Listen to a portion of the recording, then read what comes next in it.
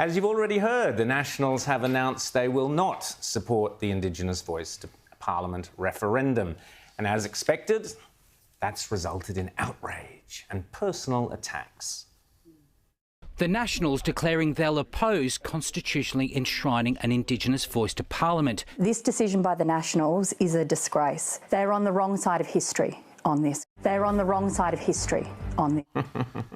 The cliche, you're on the wrong side of history, is the left's version of a reasoned debate. If you have the temerity to query the need for the voice or even simply ask the government for the details, the progressives will smugly respond that the need for change is a moral imperative. Comrades, surely you want to be on the right side of history, do you not? The voice of the Australian people will create a voice to Parliament. All Australians have a chance to own this change, to be proud of it, to be counted and heard on the right side of history. It is also about being on the right side of history.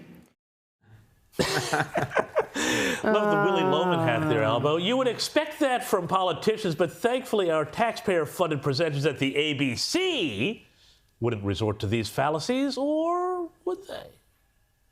You talked about the practical before. I want you to stay with this particular issue. It sounds like you're trying to get on the right side of history. So is there anything preventing you from endorsing that idea of a voice, an advisory voice to Parliament? Well, I don't want you to brush away the very legitimate concern about practical support. We've got an offer in front of us from the Prime Minister at Gama with a question and 3 sentences in the Constitution. Are you ready to endorse? God, they're rude, aren't they? At the ABC this week, there was much gnashing of teeth over the Nationals' stance. 7:30, Chief Political Correspondent Laura Tingle. Here she is. Today we've heard the Nats will not support the voice. Surprise, surprise.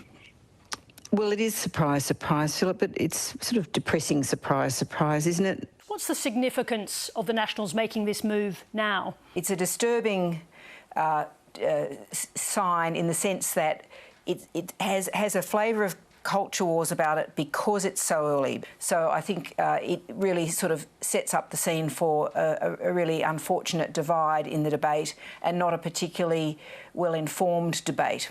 They don't own any mirrors there, do they? It sets the scene for a really unfortunate divide in debate. A question for you, Laura Tingle. Can you point to a debate, any debate, where the parties are not divided? RN Breakfast Indigenous leader Noel Pearson disparaged those opposing the voice. And host Patricia Karvelas didn't call out his language. Little proud, little pride, a man of little pride. And he's like a kindergarten kid. It's really just Centre's decision. Their strategy was to find a black fella to punch down on other black fellas. So the bullets are fashioned by the CIS and the IPA, but the person pulling the trigger it's a black hand that's pulling the trigger. Senator Jacinta Nampijinpa-Price is pulling the trigger. Really, Noel Pearson. As for Karvelas, if anything, she showed sympathy for Pearson.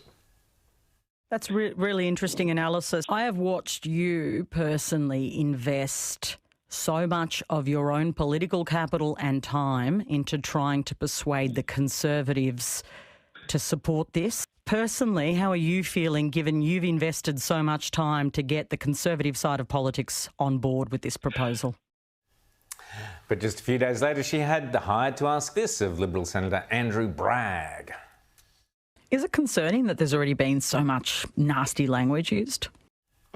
In other words, it's the coalition who's to blame for the tone of the debate. And then there's the ABC's flagship current affairs program, The Drum.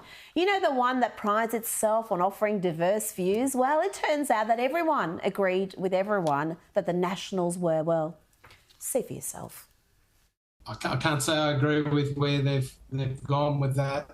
I think that the voice is an opportunity. They will be on the wrong side of history and it won't matter too much. Why you would choose, as others have said, to put yourself on the wrong side of history in this way at this moment, I have no idea. Parties that have pushed a divisive culture war agenda. I don't think Australians are interested in culture wars.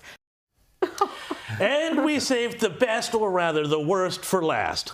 The drum again.